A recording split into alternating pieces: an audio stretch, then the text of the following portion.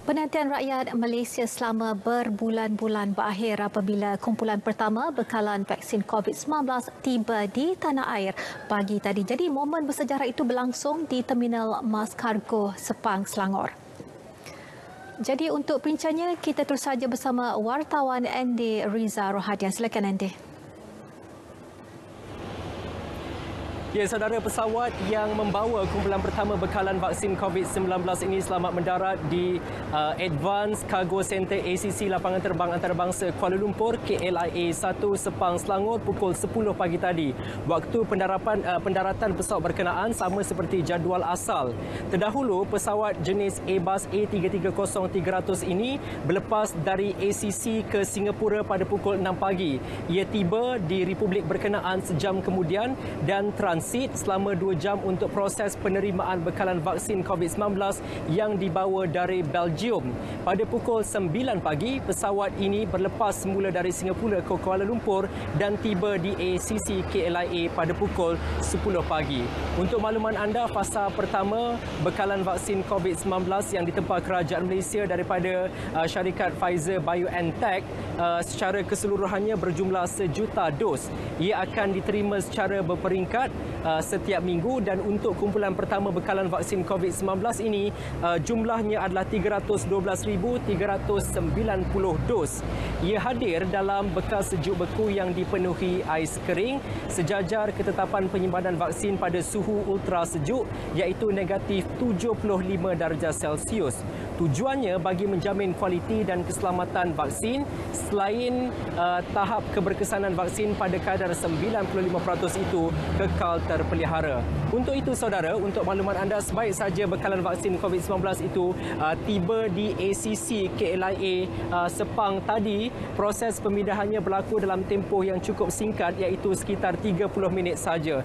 Kesemua kotak-kotak vaksin disimpan dalam peranti beban unit atau ULD sebelum dibawa turun dari pesawat.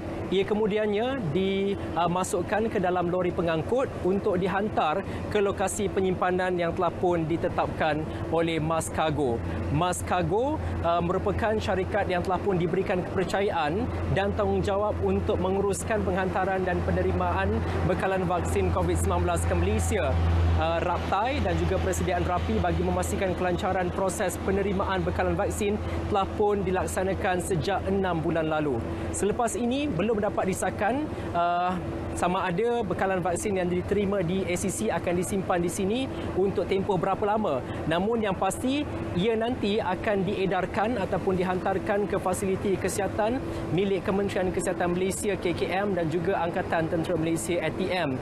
Proses penghantaran dan pengedaran bekalan vaksin ke fasiliti kesihatan milik KKM dan ATM akan dikendalikan oleh DHL Express iaitu ejen yang dilantik oleh Pfizer untuk urusan pengendalian, penghantaran dan juga pengedaran vaksin COVID-19 bukan sahaja di Malaysia malah di seluruh negara. Antara kenamaan yang hadir bagi menyaksikan sendiri acara ketibaan kumpulan pertama bekalan vaksin COVID-19 hari ini adalah Menteri Sains Teknologi dan Inovasi Khairy Jamaluddin Abu Bakar, Menteri Pengangkutan Datuk Seri Dr. Wee Ka Siong dan juga Menteri Kesihatan Datuk Seri Dr. Adham Baba.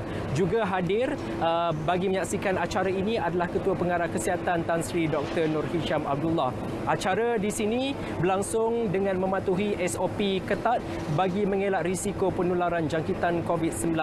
Selain petugas Mas Cargo yang bersedia untuk memastikan kelancaran proses penerimaan bekalan vaksin, turut berada di setiap penjuru ACC KLIA ini adalah petugas keselamatan atau pihak berkuasa keselamatan bagi memastikan tiada ancaman risiko keselamatan sepanjang proses penerimaan dan juga pengedaran vaksin COVID-19 ke lokasi penyimpanan yang telah pun ditetapkan oleh Mas Cargo Sdn Bhd.